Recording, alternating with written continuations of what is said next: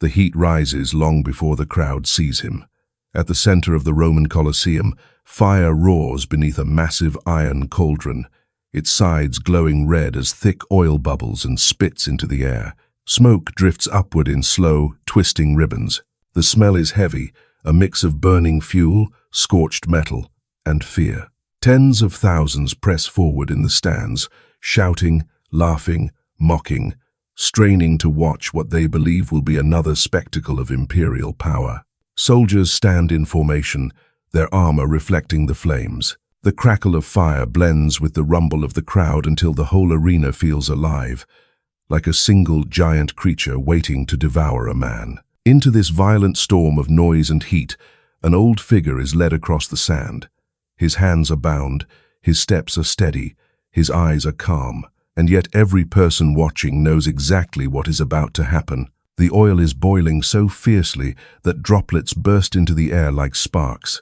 The entire scene looks impossible, unbearable, and final. Then the executioner raises his arm.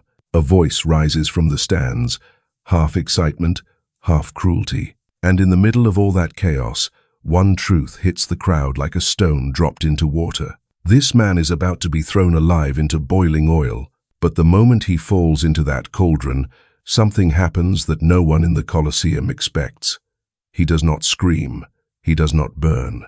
He does not die. Why? Why does the oil not consume him?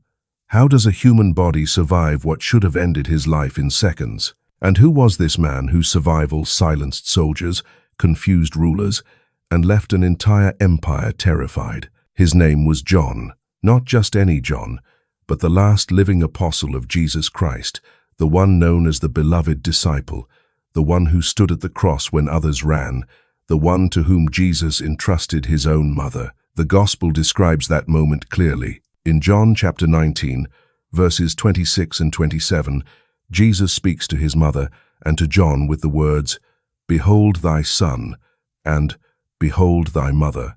And in the opening of one of his letters, he emphasizes that he is not passing on distant stories or second-hand tales. He writes in 1 John chapter 1, verse 1, that he proclaims what he has seen with his eyes and touched with his hands. John was a direct witness, a voice that carried the weight of experience, a living bridge between the earthly ministry of Jesus and the next generation of believers who never saw him in the flesh. That alone made him a powerful threat. Rome understood this perfectly. This was not merely the execution of an old man. This was an attempt to silence the last surviving eyewitness of events that had already shaken the empire. John refused to worship the emperor as God. He refused to bend his knee to Domitian's command. His teachings continued to strengthen Christian communities across Asia Minor. Wherever he went, faith grew. Wherever he spoke, courage spread. And every time he shared what he had seen, Rome's control loosened. So the empire decided to make an example of him. Kill the last apostle publicly. Destroy the final thread connecting the movement to its origin. Break the symbol, and you weaken the faith. But if they failed, if he somehow survived, his survival would send a different message, a message Rome feared far more than rebellion. It would be a sign that the God he proclaimed was real. It would ignite faith instead of extinguishing it. And that is exactly what happened. The story of John in the cauldron is more than a dramatic scene. It is one of the most mysterious and debated moments in early Christian history. Did it really happen? Is it a miracle, a legend, a symbolic tale told by early believers? Or is there historical evidence to support it? Today, we are going to explore every part of this mystery. We will walk into the Colosseum, through the smoke, through the heat, and into the minds of everyone who witnessed that moment. We will uncover what ancient writers, church historians, and modern scholars have said about this event. We will examine how the empire viewed John, why they feared him so deeply, and why his survival became one of the most powerful testimonies in Christian tradition. We will break down the story into clear pieces. First, we will look at the world that shaped John, the world he lived in, and the empire that wanted him silent. Understanding that background reveals why this was not a random execution, but a carefully planned political maneuver. Second, we will analyze the event itself, How was the execution prepared? What do historical and religious sources say about what truly happened in the cauldron? And why do so many early writers insist that John came out unharmed? This is where fact, faith, and mystery collide. Third, we will explore the aftermath, Rome's reaction, the shock of the crowd, the fear of the emperor, and the unexpected decision that changed the course of one man's life and the future of the Christian faith. Because this moment did not end with the Colosseum. It led John to a rocky island called Patmos, where he would receive visions that shaped the final book of the New Testament. Everything you are about to hear comes from ancient sources, historical analysis, and the testimony of early Christian writers. This is not just a story, and it is not a fairy tale. It is a mystery woven through history, faith, persecution, and divine purpose. A mystery that continues to raise questions even today. So stay with this video until the very end, because only by following the journey from the fire to the island, to the revelation that still echoes across centuries, can we uncover the deeper truth behind one of the most extraordinary moments ever recorded. The day a man was thrown into boiling oil and walked out alive. Long before John stood in the shadow of the Roman Empire, long before his name carried spiritual weight across continents, he was a young man growing up along the shoreline of the Sea of Galilee. The region was alive with movement fishermen hauling heavy nets before sunrise, families repairing boats, merchants shouting across crowded docks. The smell of salt water and fresh catch lingered in the air. Life in Galilee was simple, physical, and demanding, and John grew up right in the middle of it. His family owned a small fishing business, one stable enough that they employed hired workers, a detail mentioned in the Gospel of Mark. In Mark chapter 1, verse 20, we are told that John and his brother James worked alongside their father, Zebedee, and their crew. This small note tells us something important. The family was not poor. They were hard-working, committed, and firmly rooted in the rhythms of daily labor on the water. John's early years were shaped by discipline and responsibility. Fishing was not a gentle trade. It required strength, instinct, and resilience. A wrong pull on a rope, a sudden storm, or a poor night of casting could mean the difference between profit and loss. Growing up in this environment built a kind of toughness into John, a toughness that would follow him throughout his life. He understood danger, understood physical exhaustion, and understood the importance of teamwork. All of this prepared him in ways he could never have imagined, because one day he would be called into a far greater mission. But raw strength was only part of who he was. John had a fire inside him, a passion that burned hot and reacted quickly. Jesus himself gave John and his brother a nickname that has echoed through history. In Mark chapter 3, verse 17, he calls them the sons of thunder. It was not a poetic title meant to flatter them. It reflected something real, something intense in their personalities. John was not quiet. John was not passive. He was bold, expressive, and deeply emotional. We see this fire clearly in one striking moment recorded in Luke chapter 9, verse 54. When a Samaritan village refused to welcome Jesus, John and James reacted with fierce loyalty. Their emotions flared so quickly and so strongly that they asked whether they should call down fire from heaven to destroy the town. That was John, protective, impulsive, and intense.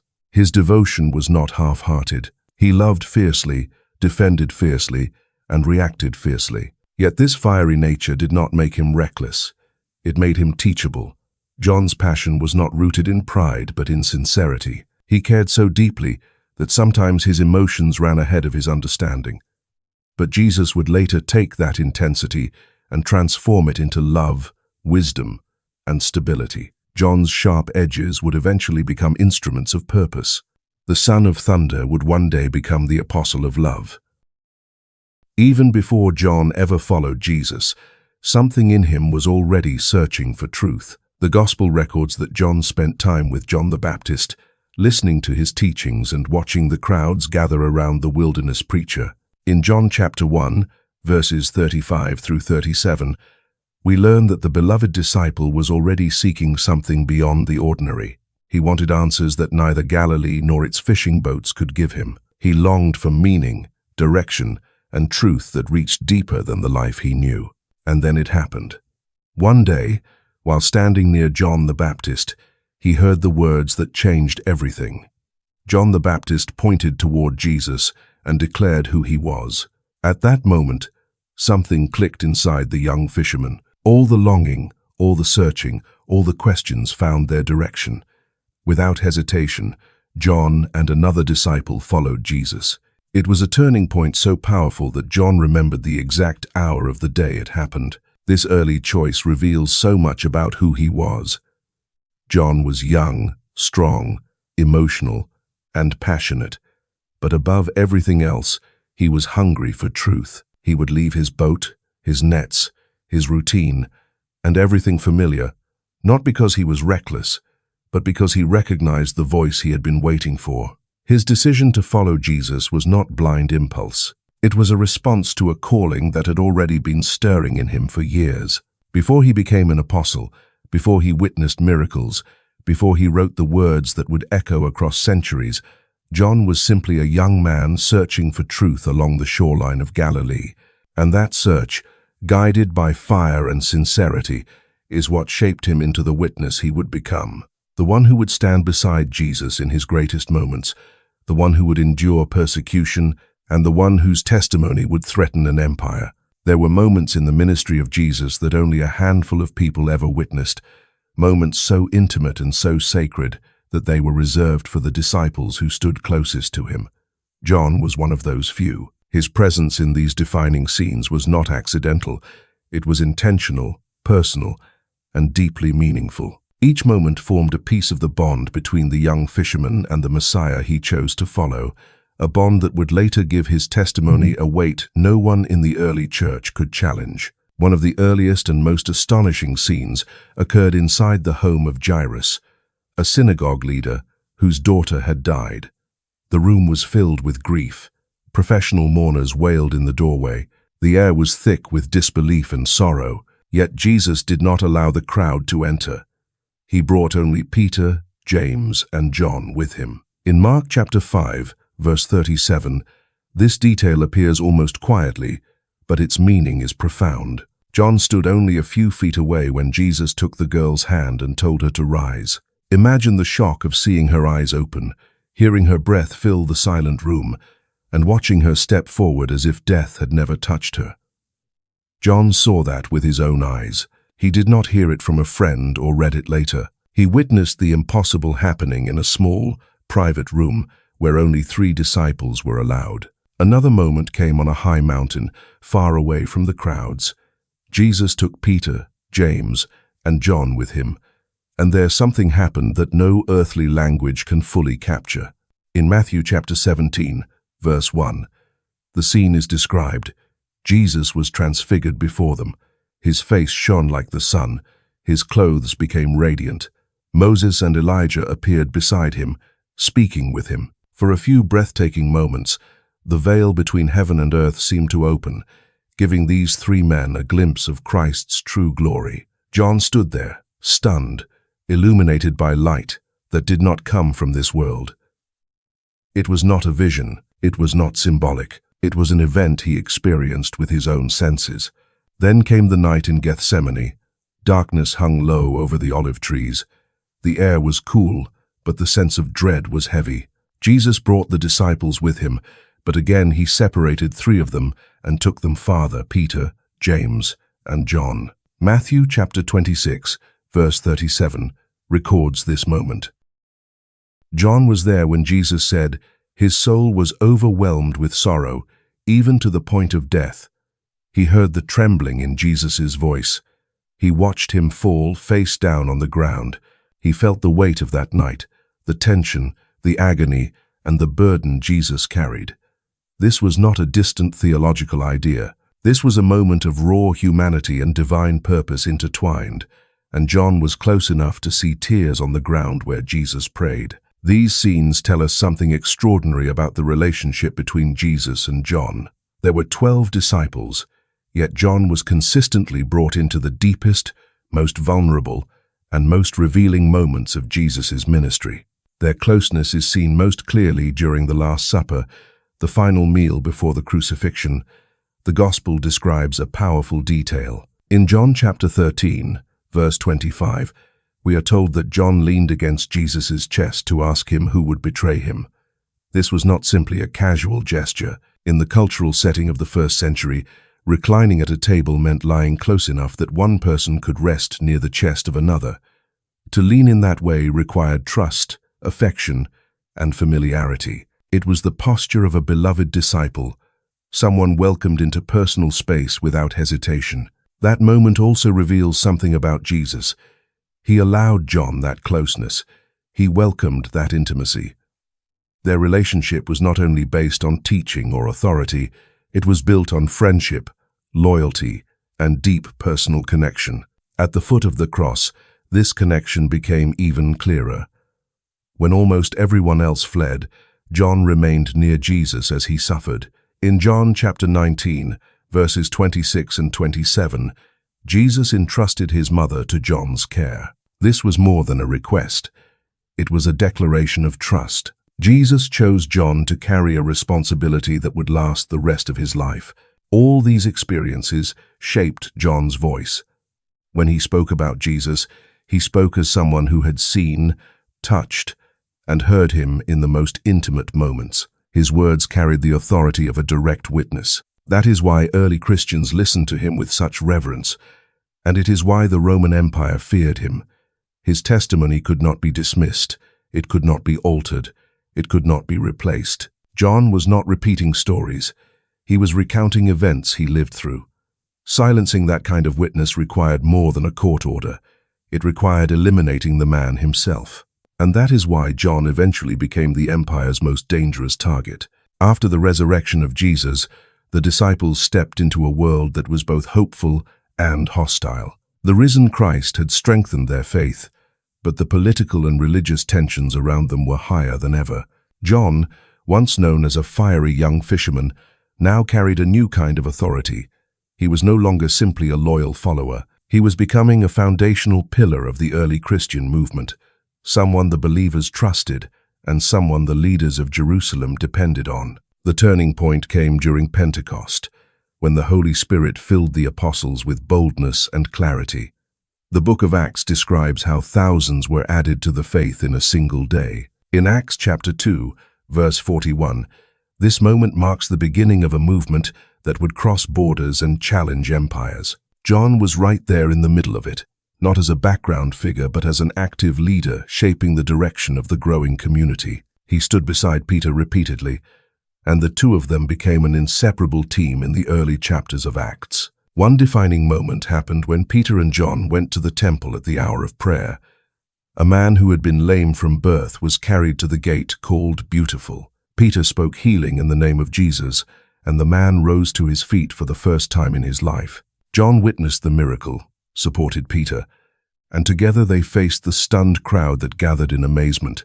This event is recorded in Acts chapter 3, where both men speak boldly, reminding the people that the power they saw did not come from human ability, but from the risen Christ. This public display of power immediately drew the attention of the authorities. In Acts chapter 4, John and Peter were arrested and questioned by the Sanhedrin. Yet even in a setting designed to intimidate, the two disciples stood firm. Their courage confused the leaders, who recognized that these were ordinary men with extraordinary confidence. John was no longer the impulsive son of thunder. He was a steady and fearless presence, someone who refused to be silenced even when threatened by violence. His influence extended beyond Jerusalem. As Christianity spread, John became a shepherd to communities throughout Asia Minor. Cities like Ephesus, Smyrna, and Pergamum looked to him not only as an apostle but as a mentor. He guided young leaders, corrected misunderstandings about the teachings of Jesus, and strengthened churches facing internal conflict and external pressure. His letters reflect this pastoral heart.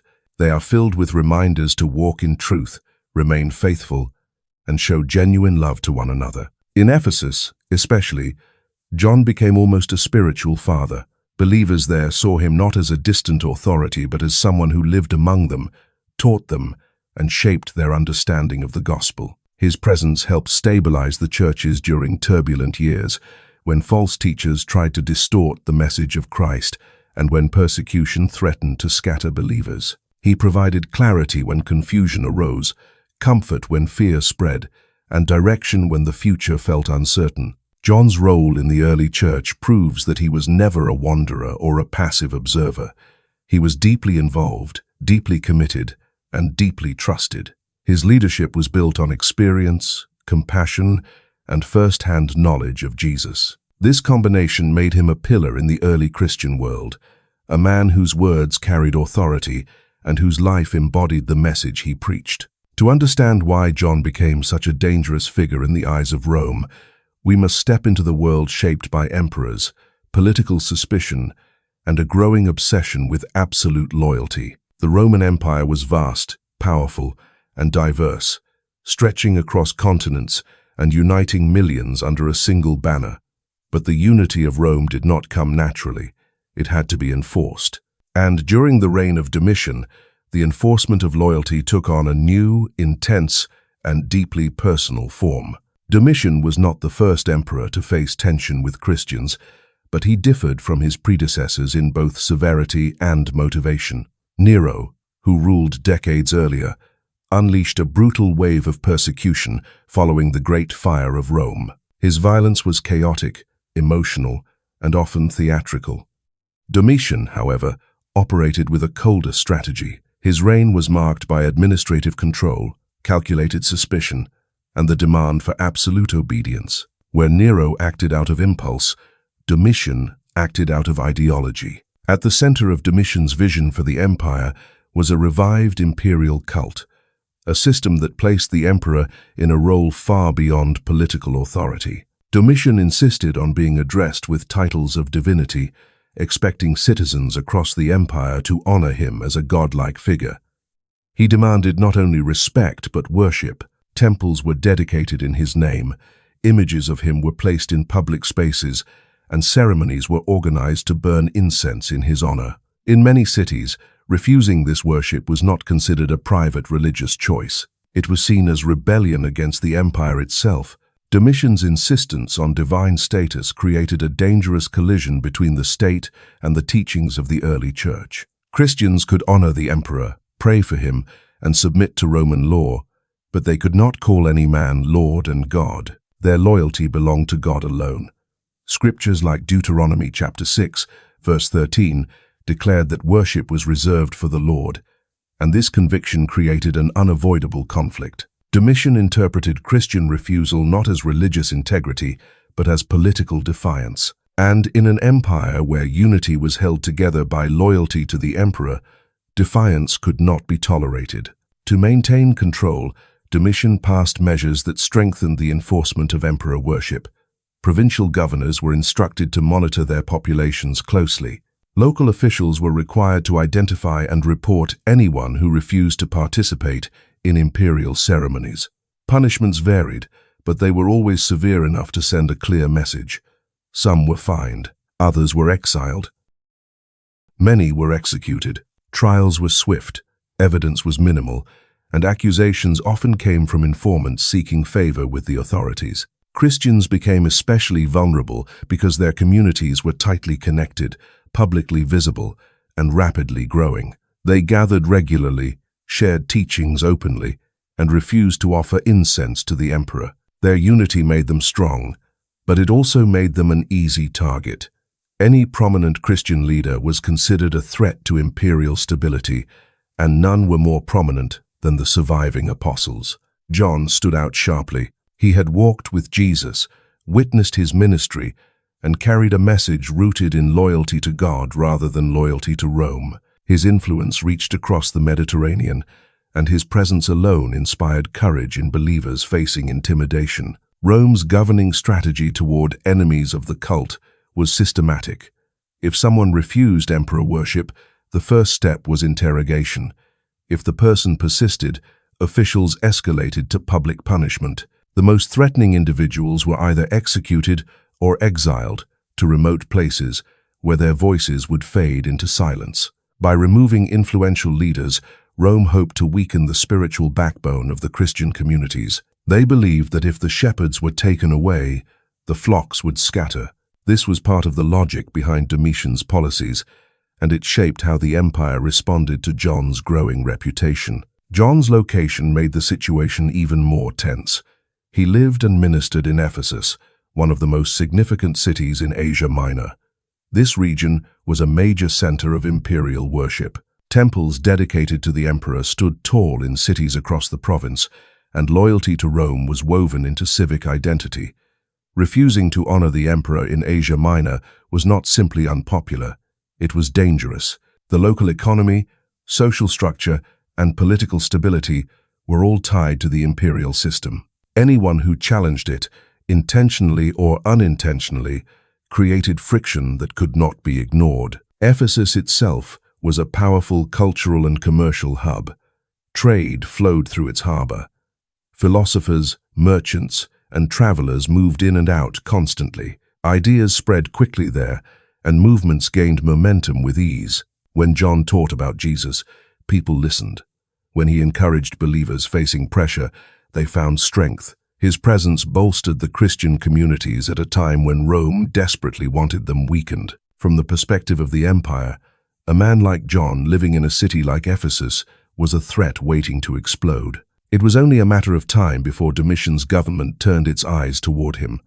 John's refusal to honor the emperor, combined with his spiritual authority, made him a prime target for political suppression. His influence was growing too fast, reaching too far, and encouraging too many people to resist the pressure of emperor worship. What began as religious tension became a political crisis, and for Rome, the solution was clear.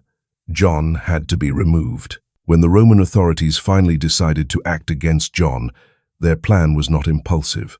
It was deliberate, shaped through layers of suspicion, political pressure, and silent resentment toward the influence he carried. The arrest did not happen in the chaos of a riot or in the shadow of night. It was carried out with purpose, almost like the opening move of a carefully prepared strategy. Officials had monitored his movements for months. They had collected complaints from those who opposed his teachings, and when the order came from higher authority, soldiers moved quietly through Ephesus to take him into custody. John did not resist. He knew this moment would come eventually. The teachings of Jesus had prepared him for it. He had once heard the words recorded in John chapter 15, verse 19, where Jesus warned that the world would hate those who did not belong to it.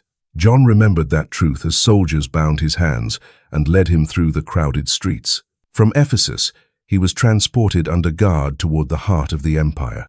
The journey to Rome was long and difficult. Along the way, rumors spread through Christian communities, stirring fear and prayer in equal measure. For Rome, the purpose was simple: bring him before the imperial court, discredit him publicly, and end his influence.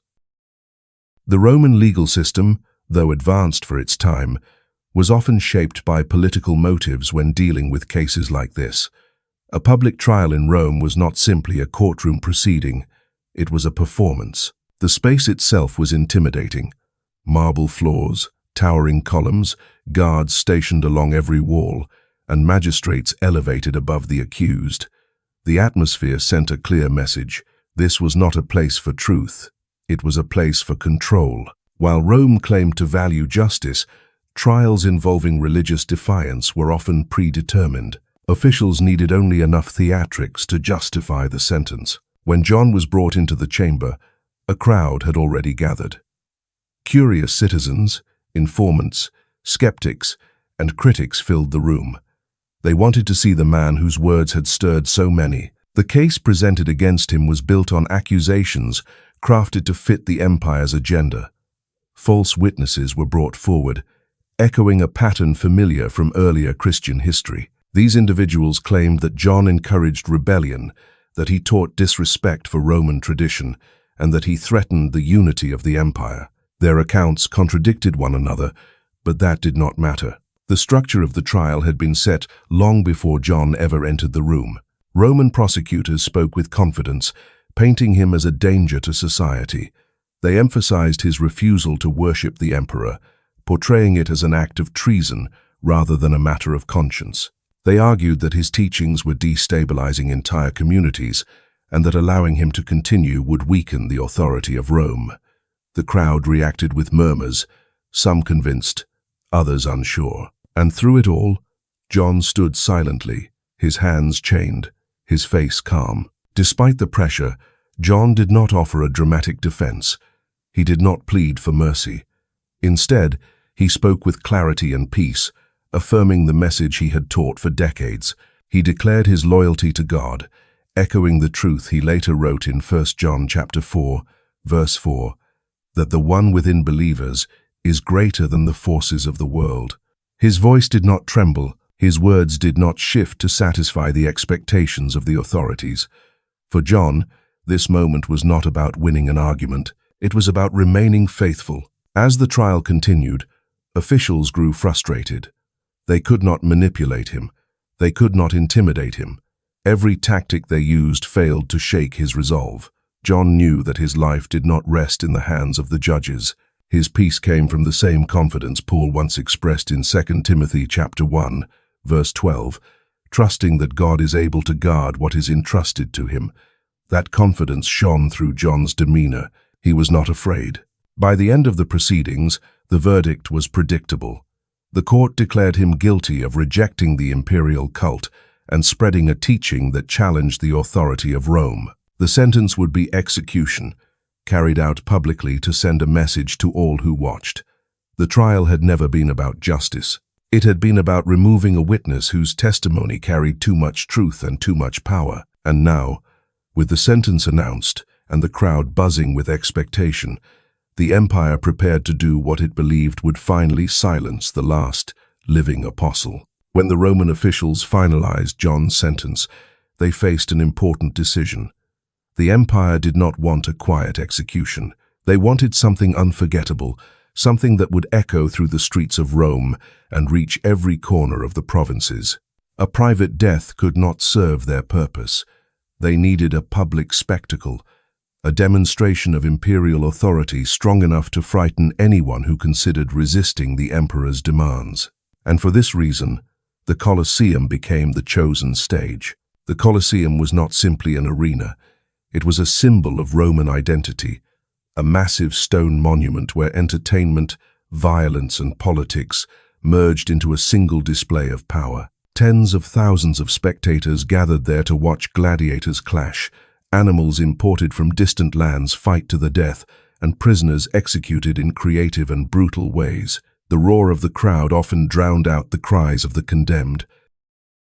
For Rome, these events reinforced the strength of the empire, reminding every observer that the emperor controlled life and death. Executions were woven into the culture of entertainment, transforming punishment into a performance that shaped public opinion. Bringing John to this place served a clear purpose. Rome wanted to show that even the most respected Christian leader could not resist the emperor's authority. The more public the punishment, the stronger the message. Officials believed that watching the last surviving apostle die would weaken the growing movement and discourage believers who refused to offer incense to the emperor. The Colosseum, with its towering walls and thunderous crowds, provided the perfect backdrop for the empire's intended display of dominance. The method chosen for John's execution reflected the same intention. Soldiers prepared a massive iron cauldron in the center of the arena, placing it above a roaring fire. Oil was poured in until the cauldron was nearly full. As the flames intensified, the oil began to bubble and spit, sending bursts of heat into the air. The sound of the fire crackling beneath the metal blended with the restless murmurs of the crowd.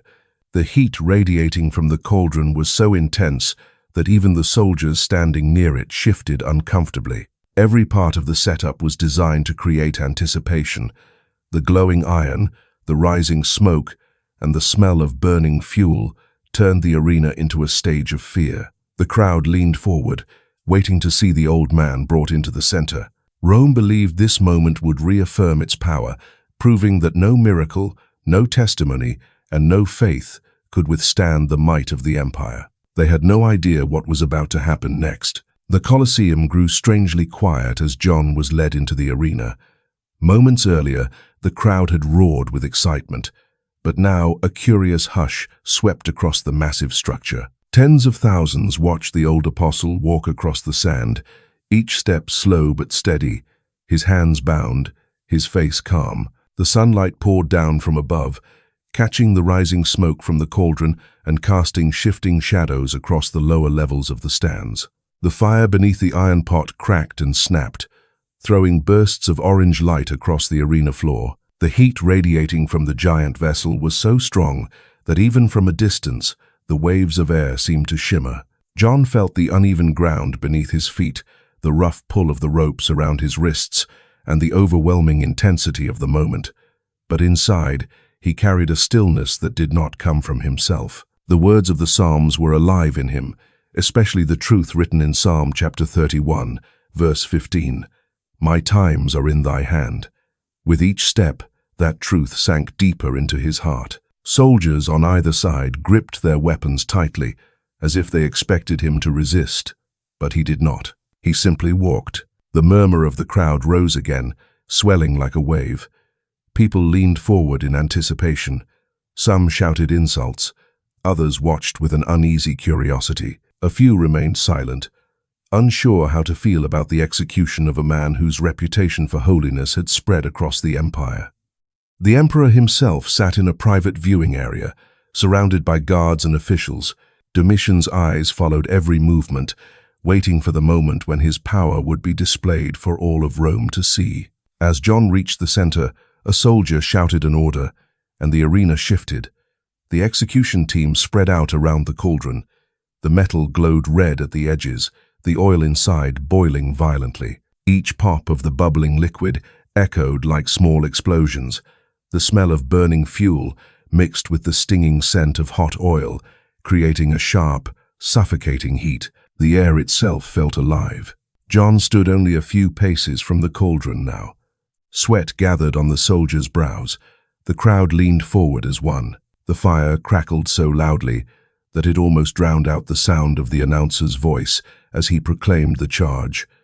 Refusal to worship the emperor, defiance of the imperial cult, and the spreading of a message that challenged Rome's authority. Then came the moment. The executioner raised his arm. A soldier positioned himself behind John. Another tightened his grip on the rope. The command was given. And in a single motion, John was lifted and pushed toward the boiling cauldron. For an instant, everything slowed.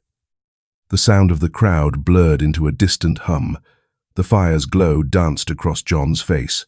His robes fluttered in the hot wind, and then he fell. The impact of his body hitting the oil should have created agonizing screams. It should have produced the smell of burning flesh. It should have ended his life in seconds. Instead, something entirely unexpected unfolded before the eyes of everyone present. The surface of the oil broke around him with a heavy splash, but the usual sound of searing did not follow. No smoke rose from his skin.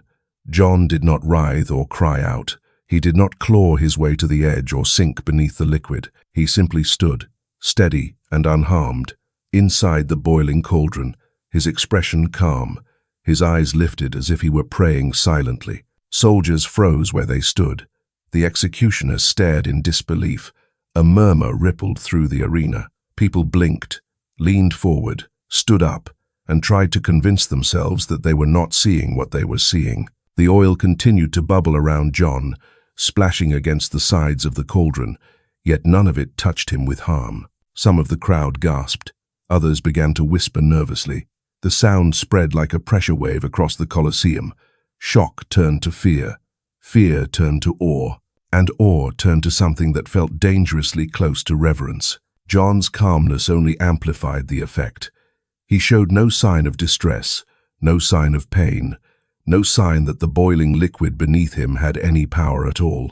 To many watching, the scene brought to mind stories from the scriptures, especially those of the young Hebrews who were thrown into the fiery furnace in Babylon, yet came out untouched, as described in Daniel chapter 3, verse 27. Whether the crowd understood the connection or not, the emotion in the air was unmistakable. Something unexplained, unexplainable, was happening before their eyes. A large portion of the arena fell silent. Others began to cry out in alarm. A few dropped to their knees, overwhelmed by what they were witnessing.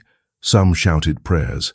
Some covered their faces. Others backed away, as though standing too close to the miracle might bring consequences. The soldiers closest to the cauldron looked at one another, unsure what to do. The executioner, now trembling, hesitated.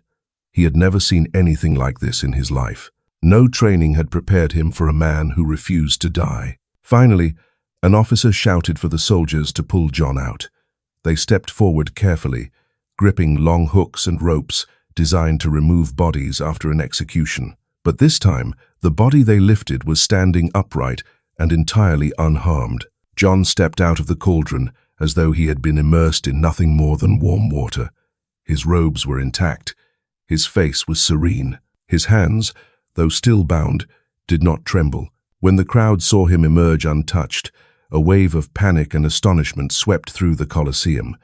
Some people screamed. Others collapsed to their knees. More than a few began shouting that the God of John was real, powerful, and present. For an emperor who demanded divine worship, this sudden shift in public emotion was dangerous. Domitian rose from his seat, his face stunned, his confidence shaken. He had ordered an execution that was meant to reinforce his godlike status. Instead, he had become a witness to something that made him look powerless. The emperor quickly ordered that the execution be stopped. He refused to attempt a second method. Another failed attempt might inspire the crowd even more.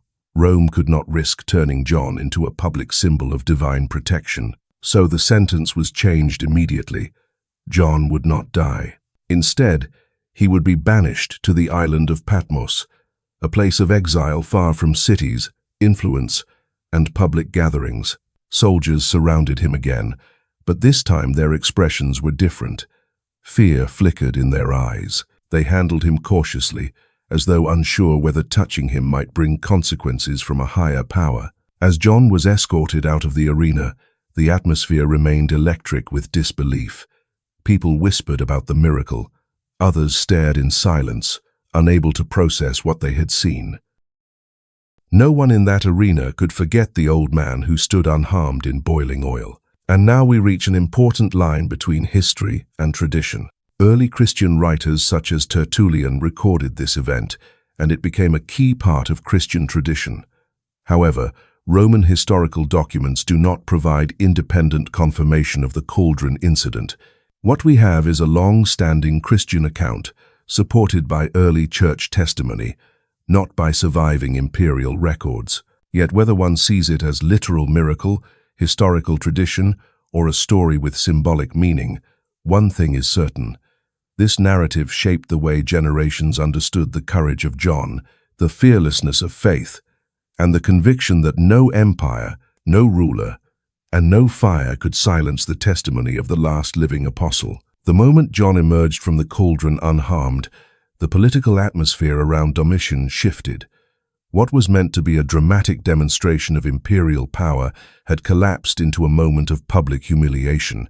The emperor, who demanded worship as a divine figure, now found himself overshadowed by an old man whose survival suggested the presence of a greater power. Domitian understood the danger immediately. A second attempt at execution could lead to even greater public unrest. If John survived again, the emperor's authority would be shattered. If John died, the crowd might still interpret the first miracle as proof that the Christian God had intervened. Either outcome risked strengthening the very faith Domitian was trying to suppress. Politically, Domitian needed control, not chaos. He sensed that executing John a second time could ignite support for the Christian movement, especially among citizens who had witnessed the cauldron incident. Fear spread quickly among the officials as well. They recognized that the public had already begun whispering about divine protection. Some people in the crowd had fallen to their knees. Others had cried out loudly that John's God was real. For a ruler who depended on unquestioned loyalty, this shift in emotion was far too dangerous. Domitian made a rapid calculation. Killing John was no longer an advantage. It was a liability. So he changed strategy. John would not be executed. He would be removed. Exile was the perfect political tool. It eliminated the man's voice without giving the public a martyr. It silenced his influence without risking further miracles, and it created distance between him and the growing Christian communities in Asia Minor. Domitian ordered that John be sent to the island of Patmos, a rocky and isolated place used by Rome to confine prisoners who posed ideological or political threats. The goal was not mercy, the goal was containment. The logistics began immediately. Soldiers escorted John from the Colosseum to a holding area near the port. The chains around his wrists remained, but the expressions on the soldiers' faces had changed. They were cautious, hesitant, unsure of the man they were guarding. A ship waited at the docks, built for transporting both cargo and prisoners. The sea winds were strong, and the waves slapped against the wooden hull with force. John was led aboard, surrounded by guards who kept their distance as though the miracle might still be lingering around him. As the vessel pulled away from the shore, Rome believed it had finally found the solution. Not execution, but isolation. Not death, but silence. What they did not know was that the island they chose as a prison would become the place where John received visions that shaped the final book of the New Testament. Patmos was not the kind of place where a man simply lived. It was the kind of place where a man endured. When the Roman ship finally cut through the last stretch of water and the jagged outline of the island came into view, John would have seen a landscape shaped by wind, stone, and silence. Patmos was a small island in the Aegean Sea, barren and uneven, with steep ridges running across its surface and few areas suitable for human settlement. The soil was thin and rocky. Vegetation was sparse. Sharp gusts of wind swept across the cliffs and carried the echo of crashing waves that broke relentlessly against the shore. It was a harsh setting, one that seemed designed not merely to isolate, but to wear a person down. When prisoners arrived, they were not given comfort. There were no accommodations waiting, no shelters prepared, no spaces set aside for rest. Exile on Patmos meant hard labor. Rome used islands like this to dispose of people considered dangerous, not for their crimes, but for their influence. Prisoners were often assigned to quarries, where they broke stones from sunrise to sunset. Others carried heavy loads along uneven paths, their hands blistered and raw. The work was exhausting. The food was minimal and coarse, often little more than bread, olives, and water. Medical care was nearly non-existent. If a prisoner fell ill, he survived only if his body fought hard enough. Many did not. John, already an elderly man by the time he was sent there, felt the weight of this reality immediately. The days were long and physically demanding. The nights were cold and unprotected. Wind slipped through every crack and crevice, carrying a biting chill that made sleep difficult. And yet, through all of this, John remained steady. The hardship did not crush him, the loneliness did not break him. If anything, it created a space where his spirit could listen more clearly than ever before. Life on Patmos stripped away every distraction. There were no crowds, no churches to shepherd, no debates to settle, no gatherings to lead. There was only the work, the silence, and the presence of God. John had always been a man of deep devotion, but exile deepened that devotion in ways he could not have anticipated. Prayer became not just a discipline, but a lifeline. The rhythm of his days shifted.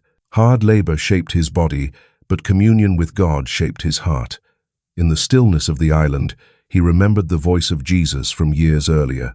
He recalled moments beside the Sea of Galilee, moments of laughter around firelight, moments of awe on the mountain of transfiguration, moments of anguish in Gethsemane.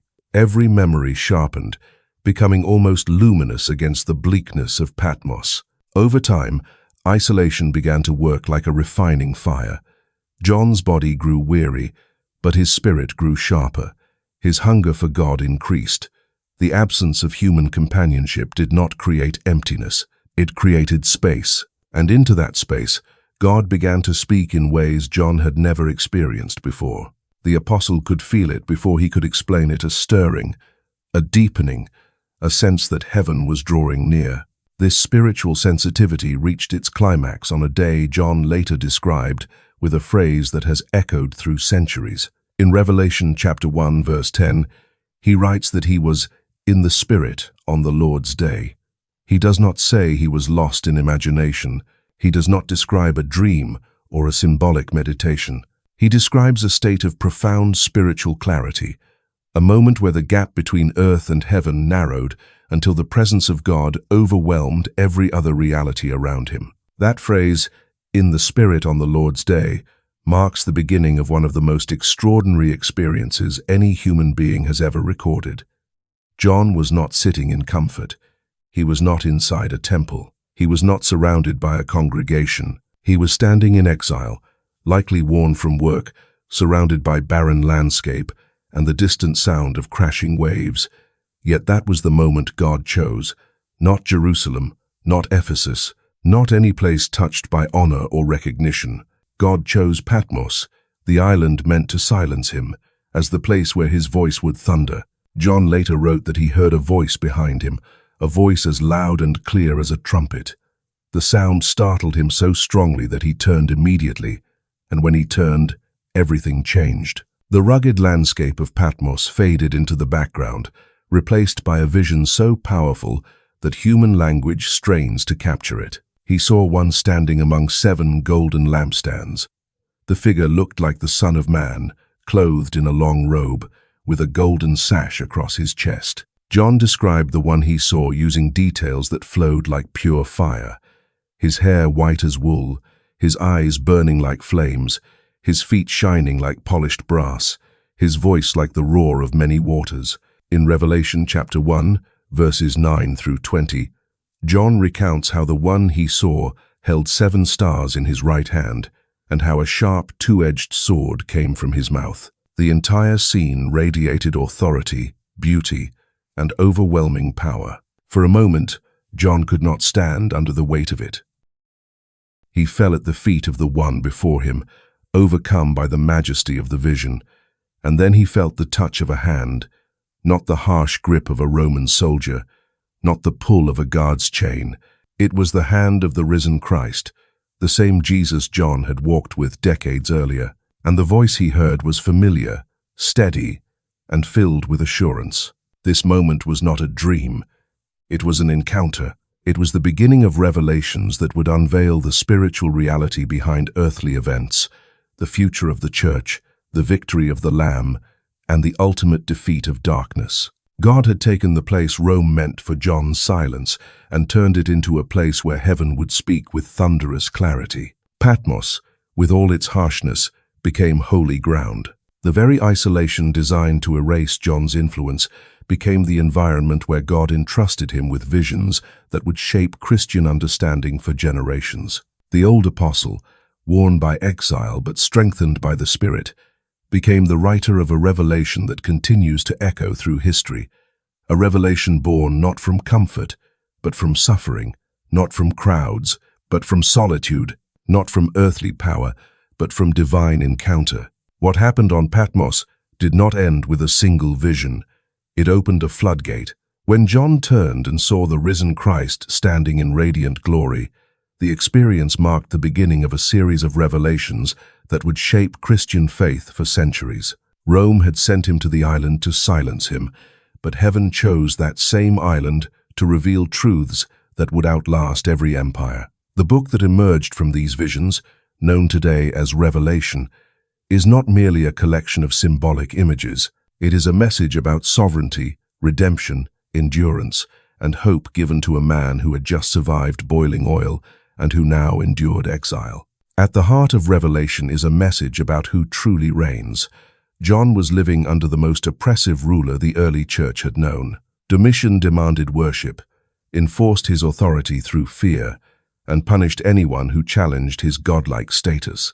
But when John was taken up in the Spirit, he was shown a throne that made every earthly power look small. In Revelation chapter 4, John describes being brought into a heavenly realm, where a throne stood at the very center of everything. He saw the one seated on it, radiant like jasper and carnelian, surrounded by a rainbow that shone like emerald light. Around the throne, thunder rolled and flashes of lightning burst across the scene. 24 elders fell down in worship, casting their crowns before the throne. Creatures unlike anything on earth cried out without ceasing, proclaiming the holiness of the one who reigns forever. The message of the vision was unmistakable. Power does not belong to Rome. Authority does not come from emperors. Sovereignty is not determined by earthly kingdoms. The throne of heaven is unmoved, unshaken, and unequaled. Heaven was pulling back the curtain for John, showing him that everything happening on earth, even persecution, exile, and suffering, rested under the authority of the one on the throne. For a man who had just faced death by oil and who now lived in isolation, this vision was more than symbolic. It was a confirmation. Rome believed, it controlled his fate. But the throne John saw declared otherwise. The one seated in heaven, not Domitian, held the true power. And through this vision, John understood why he had survived. His life was preserved because he had more to witness, more to record, and more to share with the believers who needed courage to stand against the demands of the empire. From the throne room, the vision intensified. John saw a scroll in the right hand of the one seated on the throne. It was sealed 7 times, and no one, no ruler, no angel, no spiritual being was found worthy to open it. John writes that he wept when he saw that no one could open the scroll, because the scroll contained the unfolding of God's redemptive plan for the world. But then one of the elders spoke words that changed everything. "Weep not." John looked up, and he saw the answer standing before the throne. He saw a lamb. The lamb looked as though it had been slain, yet it was alive. In Revelation chapter 5, John describes the lamb approaching the throne and taking the scroll into his hands. At that moment, heaven erupted in worship. Angels, elders, and every creature in God's presence declared the worthiness of the Lamb. Why? Because the Lamb had conquered death. The imagery was unmistakable. The Lamb was Christ himself, the one John had followed, the one he had leaned against at the Last Supper, the one who entrusted his mother to him at the cross, the one who now stood in eternal victory. The vision of the Lamb revealed the foundation of Christian hope. Christ was not merely a teacher or a martyr. He was the Redeemer, the one who paid the price for humanity's salvation. His sacrifice unlocked the scroll, meaning that God's plan for the world would move forward not through military conquest, not through empire or politics, but through the victory of the Lamb who gave his life. This revelation explained John's survival in a deeper way. He lived because the Lamb had preserved him. He endured because the Lamb still had a mission for him. And he saw these visions because the Lamb wanted the church to understand the truth. Redemption belongs to Christ alone. From there, John witnessed a sweeping panorama of spiritual events, the breaking of the seals, the sounding of the trumpets, the pouring out of the bowls. Each one revealed the unfolding of history and the cosmic battle between good and evil. But these visions were not given to frighten believers. They were given to strengthen them. At the time, John wrote, Christians across the empire faced persecution, isolation, and pressure to conform to the imperial cult. They needed clarity, courage, and assurance that their suffering had purpose. This is why the book begins with letters to 7 specific churches. In Revelation chapter 2 and chapter 3, John records the words Christ spoke to the churches of Ephesus, Smyrna, Pergamum, Thyatira, Sardis, Philadelphia, and Laodicea. Each message contains a balance of encouragement and warning. Christ affirms their endurance, corrects their errors, warns them against compromise, and calls them to stand firm. These messages show that Revelation is not only about future events, it is deeply pastoral. It cares for real people facing real struggles. To the church in Smyrna, Christ offers comfort in suffering. To the church in Philadelphia, he gives assurance of protection. To the church in Laodicea, he calls for renewed devotion. These messages remind the believers that they are seen, known, and guided by Christ himself. For Christians under Domitian's rule, this was revolutionary. They felt the weight of political oppression every day. They saw idols and imperial altars everywhere. But Revelation told them a different story. Christ walks among his churches. Christ holds the 7 stars in his hand. Christ sees the faithful and strengthens them. When John looked at the larger visions, the judgments, the cosmic conflict, the final victory, he saw the end of every force that opposed God. He saw Babylon, representing corrupt earthly power, fall. He saw the beast and the false prophet defeated. He saw evil brought to judgment. And through it all, he saw the Lamb victorious, leading his people into a new heaven and a new earth. This message spoke directly into the fear and uncertainty of the Domitian era. Believers were tempted to wonder whether the empire was stronger than their faith. They questioned whether following Christ was worth the danger. But Revelation answered their fears with overwhelming clarity. Earthly rulers rise and fall. Empires appear powerful for a moment and then vanish into history. But the throne of God remains. The Lamb reigns forever, and those who endure will share in his victory. The visions of Revelation did not come to John by accident. They came because God preserved him for this purpose. The same power that sustained him through boiling oil, the same hand that guided him to Patmos, now opened his eyes to the unseen reality behind the world's suffering. Revelation connected the miracle of John's physical survival with the miracle of divine revelation. The man the empire tried to destroy became the man who witnessed the ultimate triumph of God. When the order finally arrived, releasing John from exile, it marked the beginning of one of the most unexpected chapters of his life. Many people in Asia Minor believed that the aging apostle would never return from Patmos. Yet he stepped back onto the shores of Ephesus alive, walking slowly but carrying a presence that felt heavier than before, one shaped by suffering, survival, and divine revelation. News of his return spread quickly through the Christian communities. Some wept when they saw him, overwhelmed by the realization that the last living apostle had survived the cauldron, the island, and the empire. They expected him to rest, but John did not withdraw. He resumed his ministry with a quiet determination, focusing on the churches that had struggled during the years of persecution. In Ephesus, John devoted himself to teaching and guiding the leaders who were responsible for the growing congregations throughout Asia Minor. He carried no wealth, no political status, and no earthly power, only the testimony of a man who had touched Christ, walked with him, and received visions on Patmos. It was during this final period of his ministry that John completed the writings that would become central pillars of the New Testament. The Gospel of John, written with a unique depth of reflection, presents Christ not only as the Messiah in history, but as the eternal Word, the one through whom all things were made. His first, second, and third epistles offer guidance to believers facing false teachings, spiritual confusion, and community conflicts. And the revelation he received on Patmos stood as a prophetic declaration that Christ reigns over all the ages. But beyond the miracles, the visions, and the writings, one theme marked John's final years more than anything else: love. Those who carried him into meetings because age had weakened, his body recalled that he often repeated the same simple phrase, "Little children, love one another." He did not say it out of habit. He said it because he believed it contained the core of the Christian life. In the Gospel, he wrote, he recorded Christ's command in John chapter 13, verse 34, where Jesus said that his followers must love one another as he has loved them. John had lived long enough to understand that love was not weakness, but strength.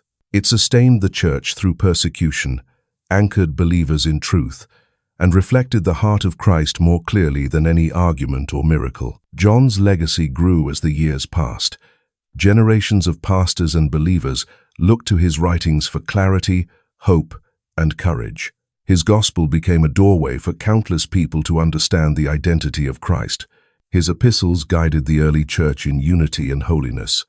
His revelation shaped the Christian imagination for centuries, reminding believers that suffering is never the end of the story. And his life, spared from boiling oil, preserved through exile, strengthened in old age, became a living testimony that God completes his purposes through those who remain faithful. John did not seek to be remembered. He simply sought to bear witness.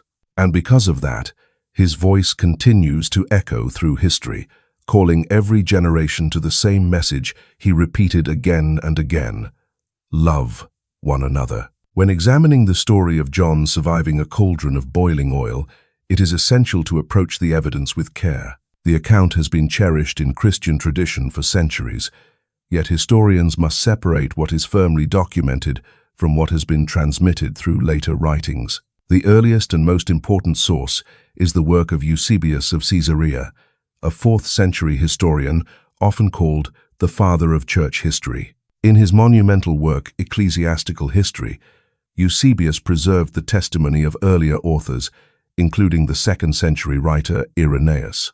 Eusebius records that Domitian persecuted Christians and that John was exiled to Patmos, but he does not explicitly mention the boiling oil incident. This silence is significant because Eusebius often included dramatic accounts of martyrdom when earlier sources preserved them. The most detailed version of the story appears in the writings of Tertullian, a Christian author from the late 2nd and early 3rd century. Tertullian states that John was plunged into boiling oil in Rome and emerged unharmed before being exiled to Patmos.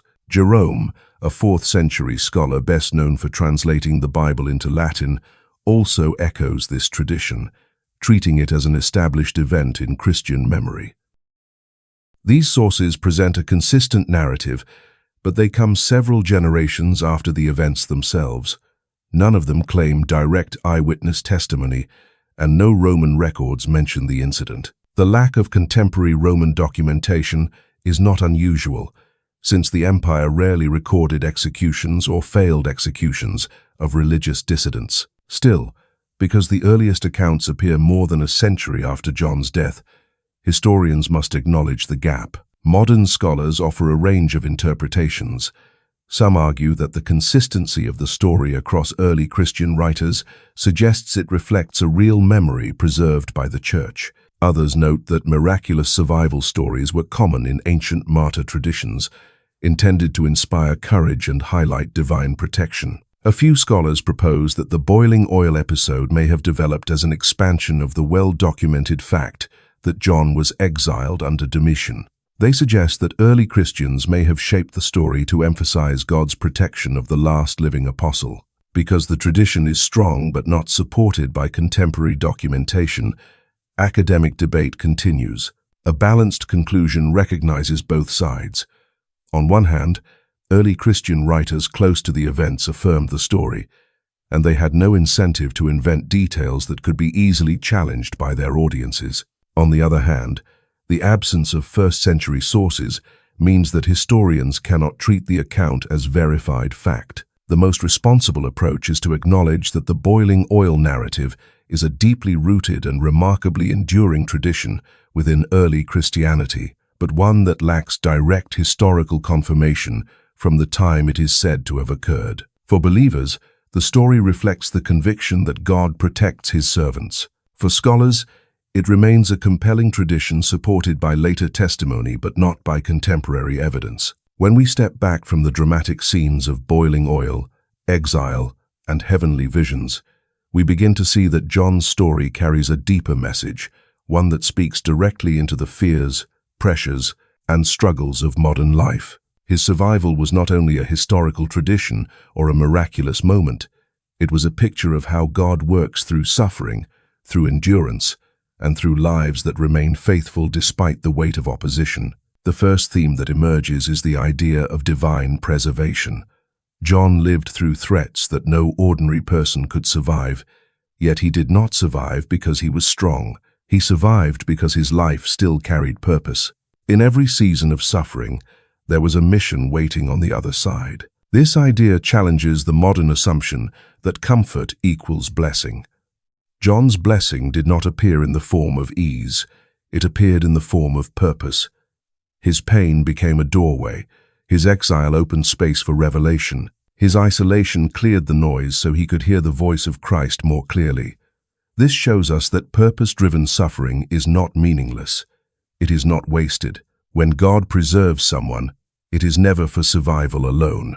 It is always for transformation, calling, and impact. The miracle is not only that John lived. The miracle is that God used the lowest season of his life to reveal the highest truths of heaven. In today's world, many people feel overwhelmed by pressures, work demands, family burdens, relational disappointments, or cultural hostility toward faith. John's story teaches that suffering does not disqualify someone from being used by God. Instead, suffering can refine a person's vision and sharpen their purpose. It invites the believer to ask not, "Why is this happening to me?" but "What is God shaping within me through this?" For John, the answer was clear.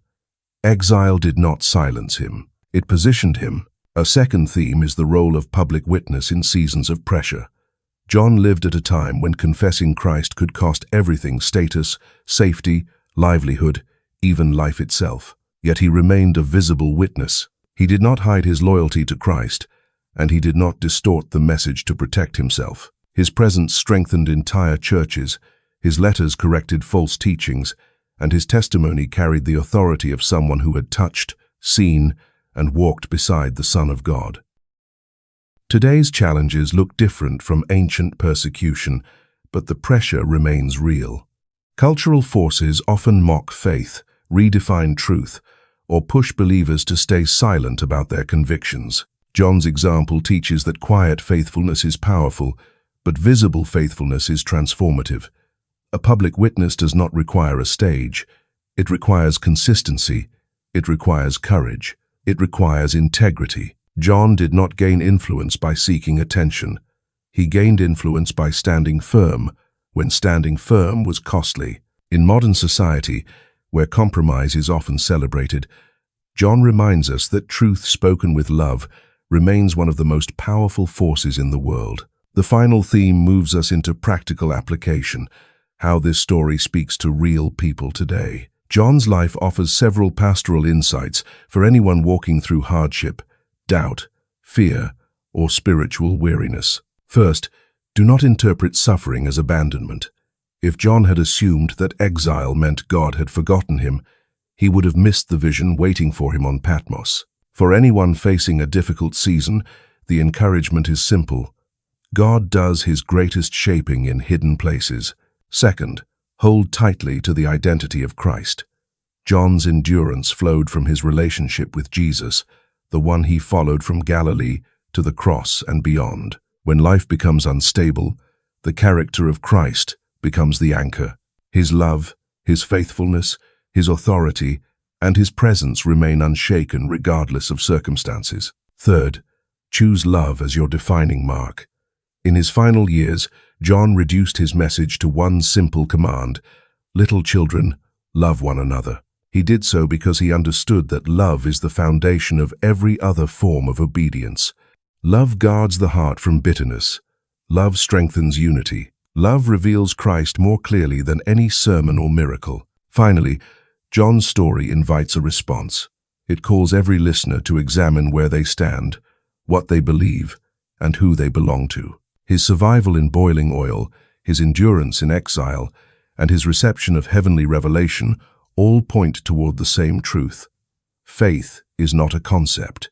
It is a relationship with the living Christ, and that relationship shapes destiny. For anyone who feels distant, discouraged, or uncertain, John's story is an open invitation. If God preserved him through fire, through prison, and through age, then God is more than able to preserve you. If God gave John purpose that outlived every attempt to silence him, then God can give you purpose that rises above every struggle you face. And if Christ walked with John through every chapter of his life, then Christ can walk with you through every chapter of yours. As we reach the end of this journey, we step back and look at everything that has unfolded, from the heat of the cauldron in Rome, to the rocky silence of Patmos, to the thunderous visions of heaven, and finally to the lasting legacy John left for the world. When we weave these moments together, a pattern begins to emerge.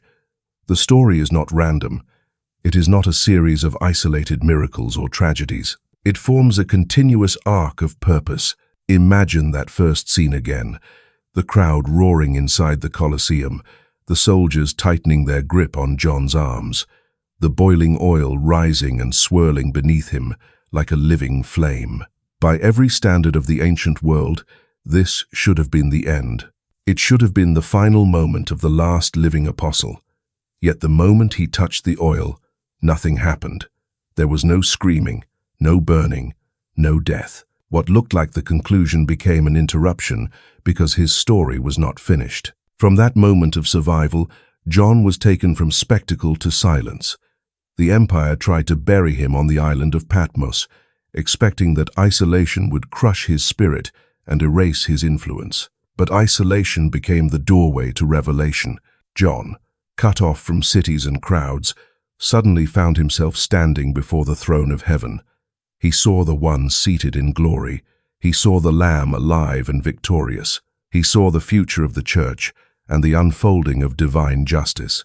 And he wrote it down so that every generation from the 1st century to ours could understand that no empire, no ruler, and no season of human suffering can overshadow the sovereignty of God.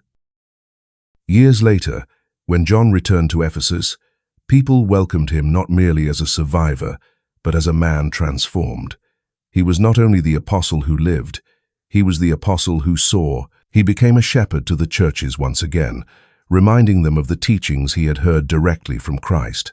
He wrote the gospel that reveals Jesus as the eternal Word. He wrote the epistles that anchor the Christian life in love. And he preserved the revelation that continues to shape faith, courage, and hope across centuries. So when we look at the entire arc from boiling oil to Patmos to prophecy to legacy, we see a narrative that stretches far beyond one miraculous moment. It becomes a story about endurance, about divine purpose, about the way God works through the darkest chapters of life to produce the brightest testimony. But alongside this sweeping spiritual message, there is also the academic question. How much of this story can we confirm from history? How much belongs to tradition?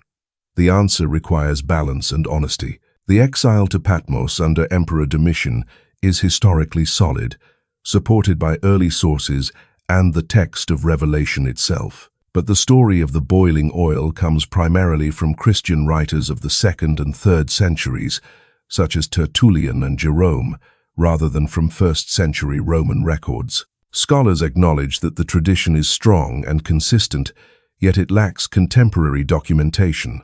That does not make it untrue. It simply places it in the realm where faith and history often meet, where lived memory, sacred tradition, and historical gaps coexist. What matters, even from a scholarly standpoint, is that early Christians believed that John's life had been preserved in a miraculous way. His survival became a symbol of divine protection and a testimony that could not be silenced.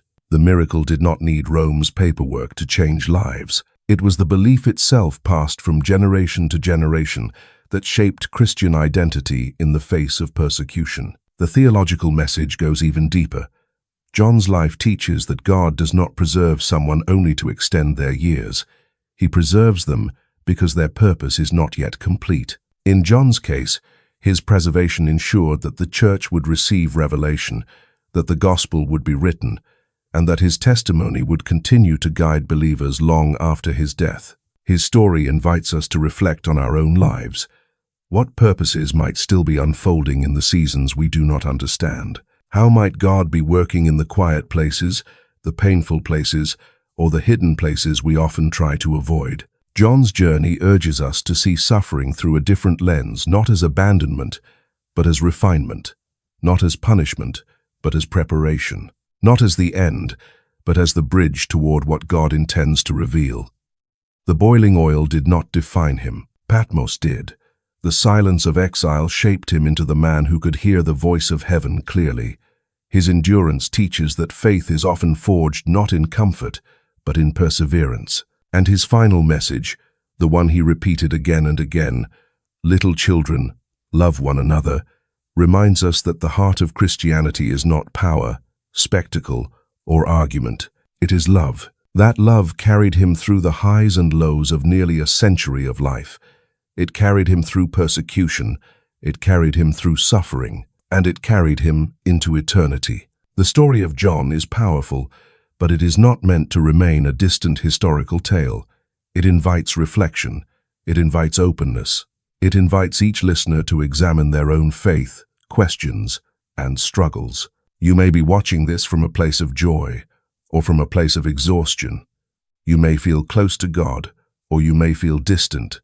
You may believe firmly, or you may be unsure. Wherever you are, John's story offers an invitation, not pressured, not forced, simply offered. His life shows that no one is forgotten, no one is beyond reach, no season is without meaning. If you sense something stirring inside you as you listen to this, if you feel a quiet nudge toward hope or a desire to reconnect with God, you are welcome to respond in your own way and in your own time. You can reflect, you can pray silently, you can explore faith with honesty. And if you want to take a personal step, you can say something simple like, "God, guide me," or "Help me see what you want me to see," or "Restore my faith."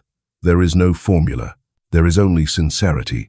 And if you already walk with Christ, let this story renew your courage.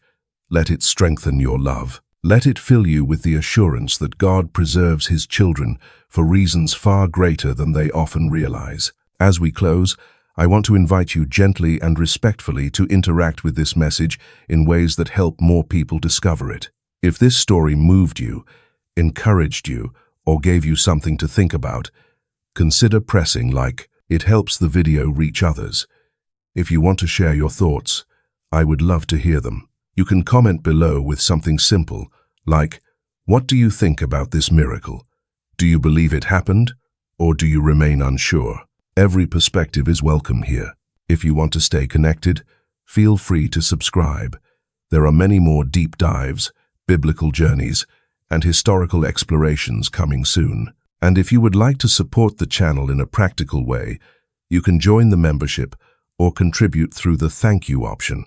Every form of support helps us continue studying, researching, and creating content that brings scripture and history to life. Above all, thank you for staying with this story.